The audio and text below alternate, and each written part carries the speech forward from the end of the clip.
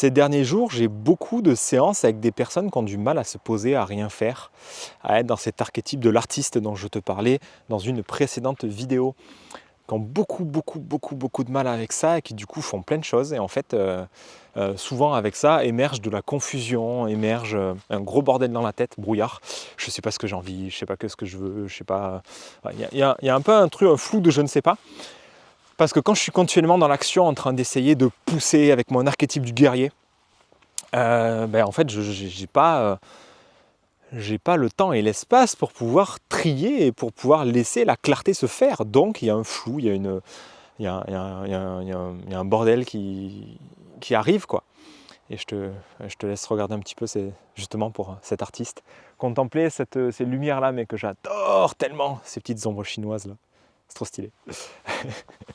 Et donc, j'ai envie de te partager, ce qui se cache derrière. Ce qui se cache derrière, c'est qu'aujourd'hui, on est beaucoup dans un archétype papa, dans un monde qui valorise énormément le faire, la performance et tout, le rationnel. Et je trouvais vraiment intéressant de revenir à une bête symbolique papa-maman, quoi. Tu peux mettre masculin, féminin, on s'en fout. Hein.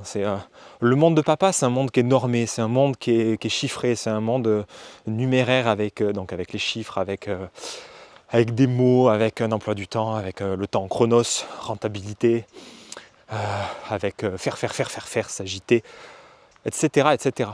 Là où c'est l'esprit conscient, le mental, etc. Ouais, tu vois le genre. Et le monde de maman, c'est un monde beaucoup plus vaste, c'est le monde de l'océan, le monde de l'eau, le monde de l'inconscient, des symboliques, le monde de quelque chose qui est beaucoup plus diffus. Et c'est un monde un peu comme un placenta, tu vois, rond, englobant et tout ça, avec un temps présent, un temps instantané. Et c'est ce qui est en lien avec tout ce qui est inconscient, bien sûr. Quand tu rêves, par exemple, il n'y a pas de notion de temps. Il y a des scènes qui apparaissent, mais c'est des symboles, c'est des archétypes. Et donc, tu as vraiment deux pôles, deux archétypes très différents, papa-maman, qui sont évidemment aussi différents que complémentaires et nécessaires. Mais quand on est dominé par le monde de papa, par l'archétype papa, du coup, on va passer notre vie à surinvestir le guerrier, la réflexion, l'action, la performance, l'agenda super rempli, l'argent, la rentabilité, enfin tout ça, quoi. Et on va désinvestir le pôle créativité, le pôle regarder un coucher de soleil, profiter, être là. Un bon bouquin qui sert à rien, un bouquet, pourquoi pas, bouquet de fleurs aussi, juste flâner, errer, se détendre tranquillou. Et c'est juste intéressant de regarder, de questionner ton quotidien, ton mode de vie en se disant, ok, quelle est la proportion, si je puis dire, quelle place prend l'archétype papa et l'archétype maman aujourd'hui dans ma vie. Parce que souvent il y a un déséquilibre. Hein. Et moi j'observe qu'on est dans un monde qui globalement est toujours dans un archétype papa, même si le pater familias, c'est un archétype qui tend à être complètement destitué.